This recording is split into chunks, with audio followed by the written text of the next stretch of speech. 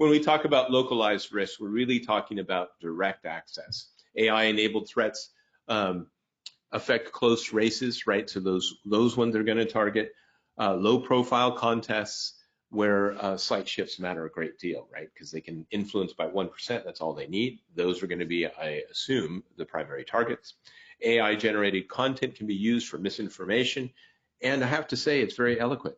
The AI things I've seen recently are really well done, and it's got huge language models to use because of the internet, right? We gave them all that data, and they're going to use it, and they're doing so very effectively, unfortunately. DDoS attacks as well to take things offline or disrupt operations, and maybe also at the same time, maybe some physical component, right? We have to be aware of that as well. AI-generated misinformation is easier to spot and combat in the high-profile races because that's where we expect it, but we need to make sure that we're looking at the local level. At everything. Yeah, really this localized piece. And you have to understand that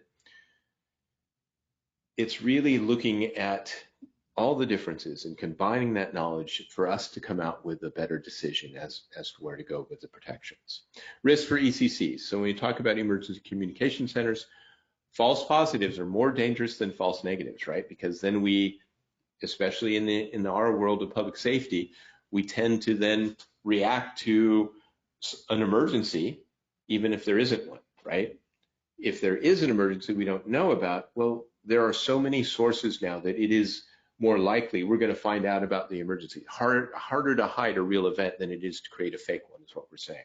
And so really understanding that, or going after the different aspects of the system itself, computer-aided dispatch we see as an attack target all the time.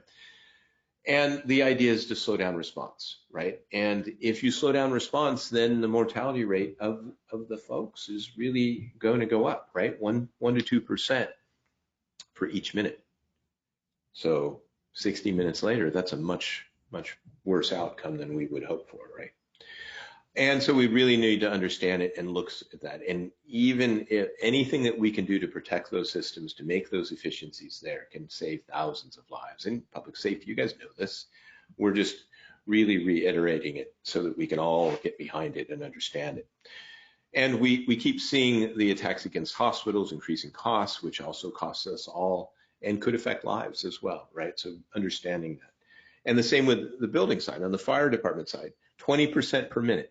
Right? That's how fast they grow. So it's really important we get in there to keep the costs down and save lives.